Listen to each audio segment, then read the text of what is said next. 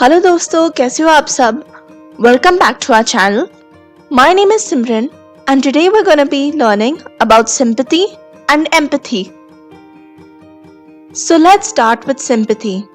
The definition of sympathy is feelings of pity and sorrow for someone else's misfortune. So let me give you an example of sympathy.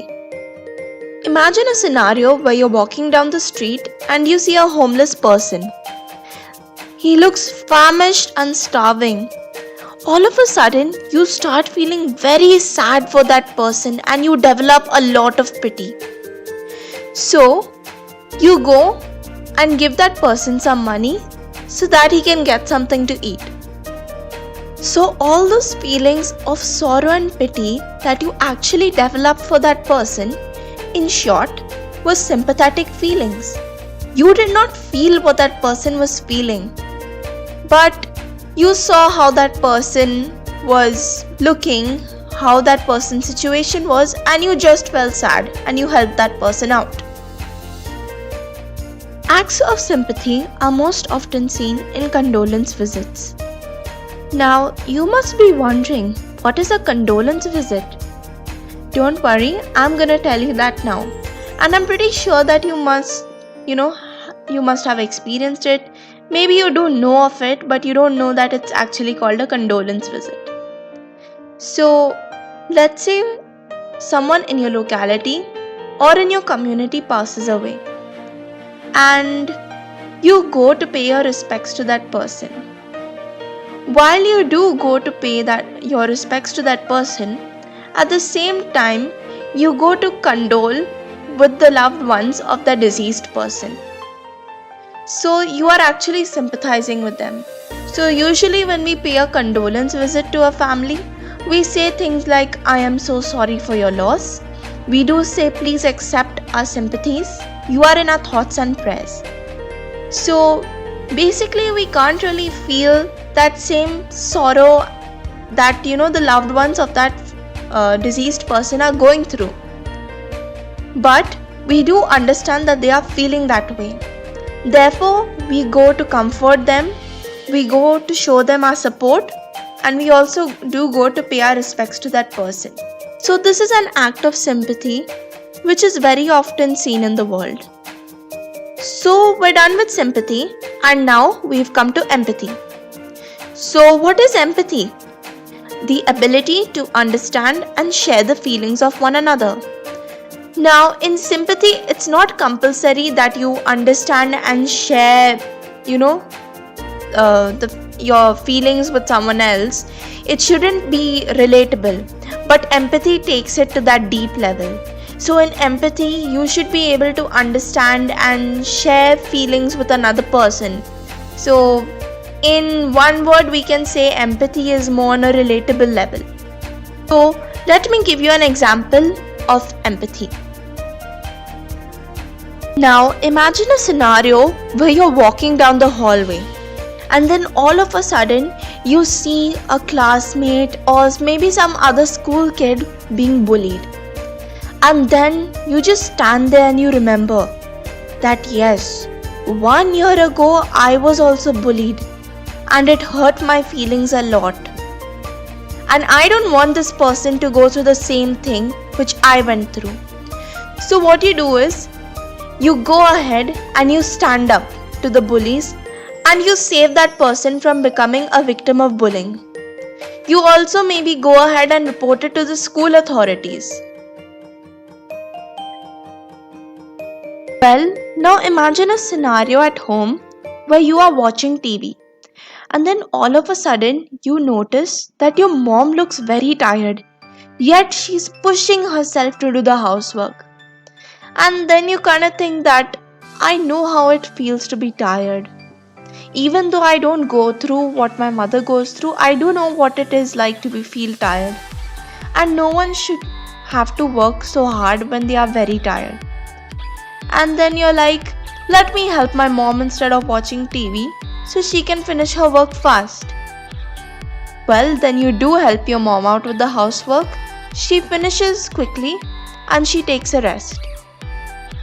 Now, Unlike the first example, in this second example, you are not your mom. You never went through what your mom went through.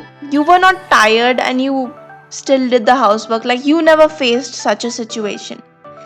But you did kind of relate to the feeling of tiredness. You did kind of understand. You put yourself in your mother's shoes.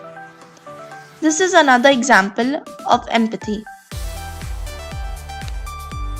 Okay guys, so now we've seen sympathy and empathy, what it really is, its definition. But now let's come to the difference, because people usually get confused all the time between these two concepts. So let's clear it out to avoid any confusion. So do one thing right now, pause the video, read the points carefully, and then play the video. Okay, I presume that you've read the table.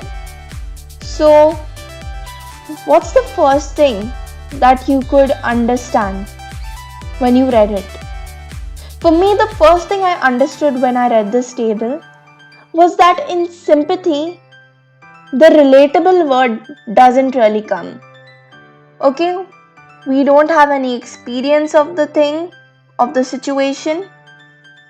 Okay, we can't relate to it in any way, but we try to understand, and therefore pity, sorrow and concern gets evoked from it. So to make things more clear, let's give you a current example. Okay, we do know about the crisis going on in Lebanon. We haven't really experienced that, but we can understand how the people over there must be feeling. Therefore, we have sympathy towards them. Now, coming to empathy, like I've said before, empathy is more of a relatable thing. It goes much deep inside. So, because of empathy, we are able to understand the other person's situation because maybe we have experienced it before. And if we have not, we have also imagined it. So because of that, understanding and acceptance is evoked. We can understand the other person's feelings much better and we accept them because we have in one way or another experienced it. We can imagine it. Okay, let me give you another example. Let's say you are a teacher. Okay, let's go 20 years ahead. And you're a teacher, okay, and you're collecting assignments.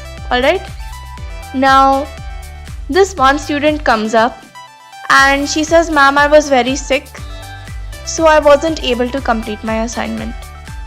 Now you imagine let's say this year 2020. Okay, this year in 2020 you were completing your assignment and then you felt sick and you couldn't complete it. And then you remember how you were feeling, how things went, and you have empathy towards the child. Okay, back to 20 years ahead. You feel empathetic towards the child because you went through that years ago. You can still relate. You can still remember those feelings. So you excuse that child and you postpone the deadline for the child. That's another example of empathy. Now I've given you all a lot of examples, but you all also must be thinking, how can I be a sympathetic and an empathetic person in life? Well, I can give you all a lot of tips. I can give you all thousands of tips, but these are the top 3 tips which I think will really help you all in becoming a very good sympathetic and empathetic person in the near future, provided you follow it properly. So, tip number 1, don't be quick to judge. Many people make this mistake all the time so impulsively. Even I do it, but it's okay. It's a shortcoming which many of us, go through, but it's fine. But try most of the time not to impulsively judge someone or something. Okay? Just stay calm and be patient and hear the person out. And yeah, it brings us to our second point. Now, if we are just gonna judge someone like that, we aren't understanding at all, are we? We are not patient, we're not understanding, we won't even get a chance to relate to that person, and we'll just be mean people, to be honest. So, therefore, if any situation comes or if any person approaches you, don't immediately judge it. Yeah? Just be patient, be calm, take a deep breath, and just hear the person out or try to understand the situation which is going on around you. It will give you more of a perspective of what needs to be done and etc.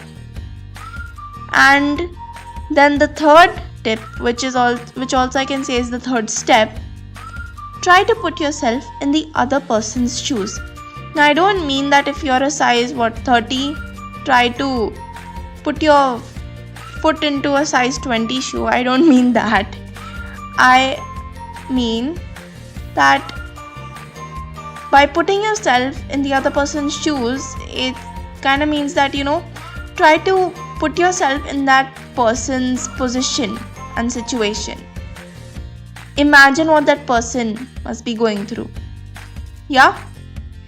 You'll get a clearer perspective of how that person must have been feeling, what you could have done, what's the problem, how you can help out. It basically just gives you a lot of help and perspective, and that's how you can understand, you can accept, you can be sympathetic, you can be empathetic towards that person. Then guys, I have given you all 3 tips/steps towards being sympathetic and empathetic individuals. But now comes the most important tip, which, is very important. I can't say anything else about it. And the tip is, drumroll please, your oxygen mask first.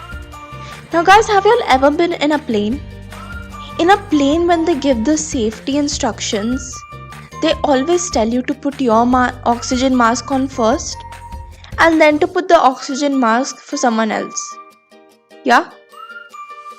So it makes sense, like practically speaking. Imagine you're not wearing your own mask, but you're helping others first.